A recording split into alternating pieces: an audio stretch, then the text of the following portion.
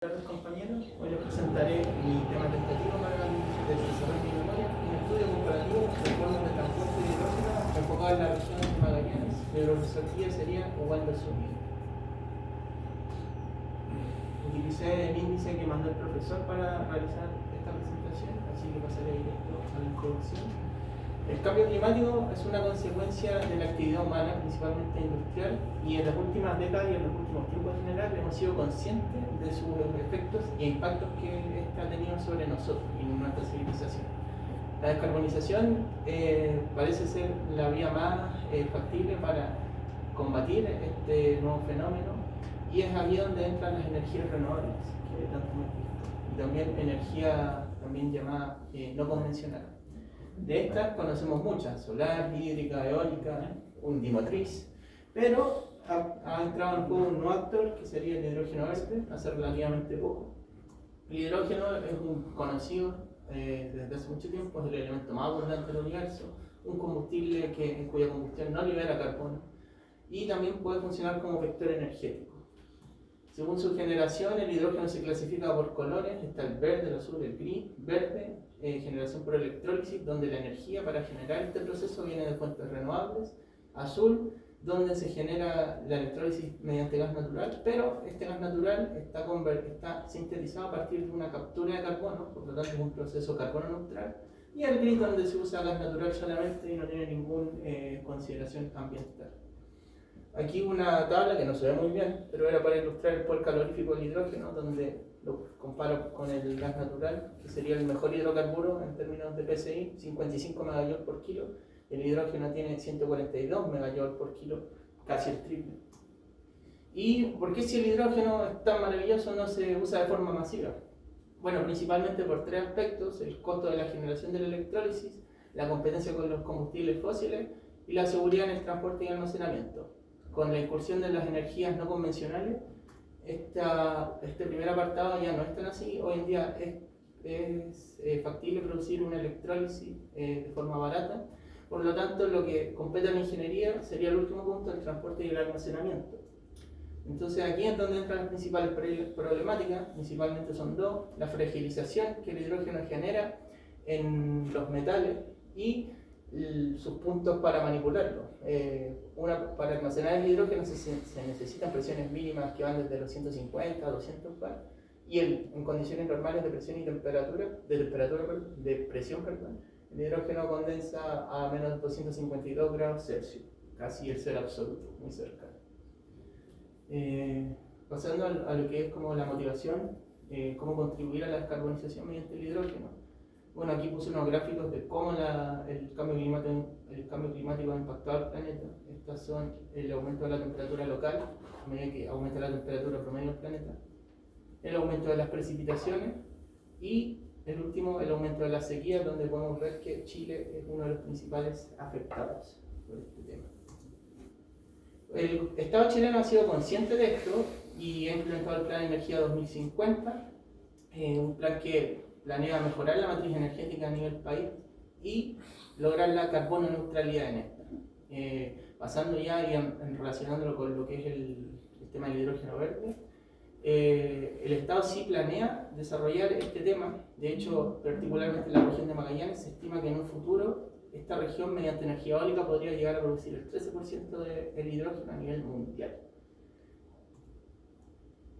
Aquí vemos la comparativa de la región de Magallanes con el resto de la zona geográfica del país y su velocidad de viento. Como se puede ver, es masiva, abismal la diferencia en comparación a otras zonas. Y ya se sabe, se han implementado proyectos. Está el más famoso, la planta eólica demostrativa Aruoni de HIF, cadena empresa nacional dedicada al rubro de las energías. Y bueno, ya lo que pasaría a ser el alcance, lo dividí en tres: el aspecto central, la investigación. El aspecto central de mi trabajo sería la distribución nacional de hidrógeno desde la región de Magallanes, investigar posibles soluciones. Y aquí estaría el valor de mi trabajo, la investigación, donde partiría con un estudio mecánico de estas soluciones. Particularmente estudiaría los hidroductos, como les puse yo, que serían tuberías de hidrógeno que transportan hidrógeno, y estanques. se podrían transportar por barco, camión, etc. También añadir comparativa entre los portadores del hidrógeno, que serían básicamente el amoníaco y el metanol, y realizar una comparación técnica económica.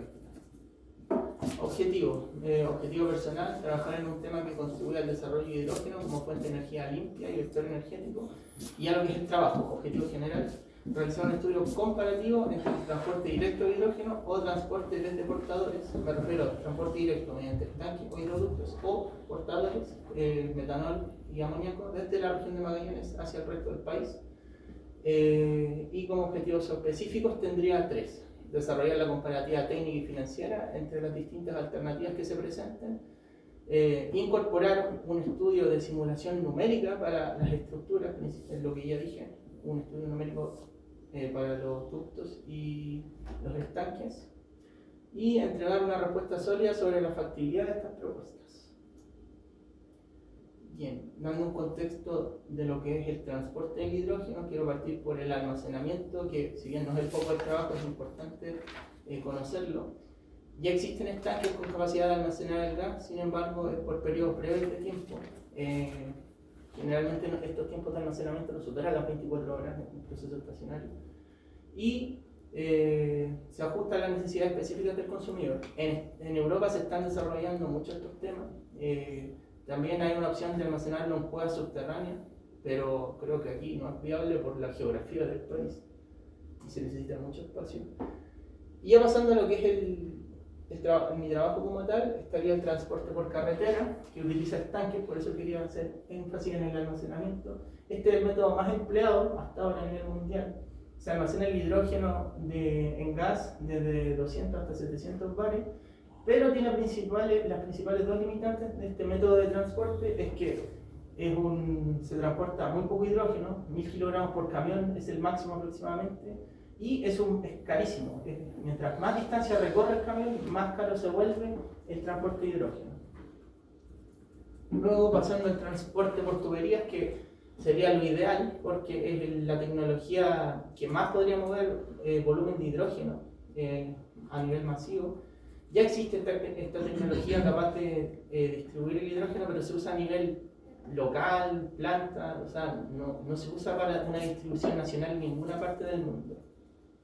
Teóricamente sería el método más barato para mover también cantidades grandes de hidrógeno, y la principal desventaja que tendría sería el costo de desarrollo e implementación. Lógicamente es instalar una red de ductos en una zona.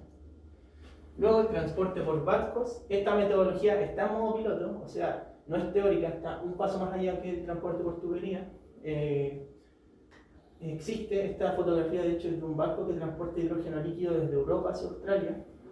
Este transporte se realiza, bajo esta metodología, el transporte de hidrógeno es en modo líquido. O sea, con eso se logra 4 veces más densidad, por ende 4 veces más masa de hidrógeno transportada. La principal problemática es que se generan pérdidas por evaporación, 0,1% por día, y se eleva altamente la peligrosidad por manipulación. O sea, el hidrógeno está a presiones muy altas y a temperaturas muy bajas. Esto no es como manipular benzina o cualquier otro líquido, es muy complicado. Por lo tanto, se necesita alta capacitación. Y finalmente, pasando a los portadores como tal, está el amoníaco. Es una opción muy viable. El proceso Haber-Bosch de transformación de amoníaco ha sido estudiado hace más de 100 años. Hace más de 100 años se ideó. El amoníaco se licúa a los menos 33 grados Celsius, mucho más alcanzable que los menos 253 que se licúa el hidrógeno. Y las principales desventajas son que el proceso conlleva una pérdida energética, y esto es contraproducente para los fines del hidrógeno, y una alta toxicidad. Y para pasar a mi menos favorito, el metanol. El metanol, como tal, no sé si llamarlo un portador, porque el metanol se genera fusionando carbono con hidrógeno y se crea la sustancia metanol, que es el combustible. Aquí ya no hay transformación para obtener hidrógeno ni nada, o sea, se queda metanol y se usa como combustible. No contribuye a la descarbonización porque el metanol, para que sea verde, ese carbono que se junta con el hidrógeno tiene que capturarse del ambiente, y lo más que se logra es una carbono neutralidad, pero no contribuye a la descarbonización como tal. Y otra desventaja, las desventajas técnicas es que es tóxico para el ser humano y corrosivo para los metales, por lo tanto no tiene mucho sentido usarlo como para fines de trabajo. Bien, pasando a lo que es mi metodología de trabajo, lo dividiría en 4 puntos: en establecer el alcance del trabajo, lo que va más relacionado al temario, el planteamiento de las posibles soluciones, que ya las tengo en medias ahí ya establecidas; el estudio técnico, que es la parte gorda del proyecto y donde va la parte numérica, computacional, simulación; las conclusiones, pero todo esto acompañado transversalmente por la investigación, debido a que es un trabajo 100% teórico. No hay ductos en la región de Magallanes, no hay proyectos así de lo que yo quisiera hablar, por lo tanto todo va a ser hipotético, por lo tanto tiene que haber investigación siempre en todo el trabajo. Los resultados esperados sería establecer el método de transporte que se ajusta mejor a las necesidades energéticas, técnicas, las normativas que podría presentar a futuro el país y las adversidades geográficas principalmente que presenta nuestra patria. Como tal, no pienso decir este método es mejor, el transporte por hidroductos. No, yo creo que lo que se va a lograr en el trabajo es decir, hipotéticamente podríamos hacer una metodología, por ejemplo, no sé, generar hidrógeno en Haru-Oni, transportarlo a Punta Arenas y después comprimirlo y moverlo en barcos hacia el resto del país. Es hipotético, y solo un ejemplo. Y mi índice tentativo final se compondría de 5 capítulos, donde se hablaría del contexto, del estado del arte al principio. No quise poner la introducción porque no sé si añadirlo como un capítulo. Donde hablaría de Chile como uno de los principales y potenciales productores de hidrógeno en el futuro, el hidrógeno como tal, el almacenamiento, el transporte, más o menos de lo que he hablado hasta ahora en esta presentación, un poco más a profundidad, y los materiales que la ingeniería ofrece para el almacenamiento y el transporte de esta sustancia. El capítulo 2 iría orientado a normativa de transporte por ducto, transporte por estanque y las normativas también para los portadores de los que hablé. Luego iría directamente a los estanques. En este capítulo ya sería más numérico. Este capítulo de los estanques está desarrollado, está investigado. De hecho, una de las tesis que salió fue de Tomás Torres hace un par de años. También lo acompañó Waldo. Estuve leyendo esa tesis como para ver por dónde encaminar la mía. Y aquí iría un estudio numérico, analítico, lo convencional. Ya la parte de hidroductos sería más difícil porque como no hay un proyecto, tendría que diseñarlo hipotéticamente. Principalmente la complicación estaría en establecer las dimensiones y el alcance terrestre de la red. Y después hacer el estudio analítico y numérico computacional, al igual que en el capítulo anterior, para finalizar con el capítulo 5, donde se realizaría la comparativa técnica, económica y las conclusiones. Esa sería mi presentación. Muy bien, muy bien. Mira,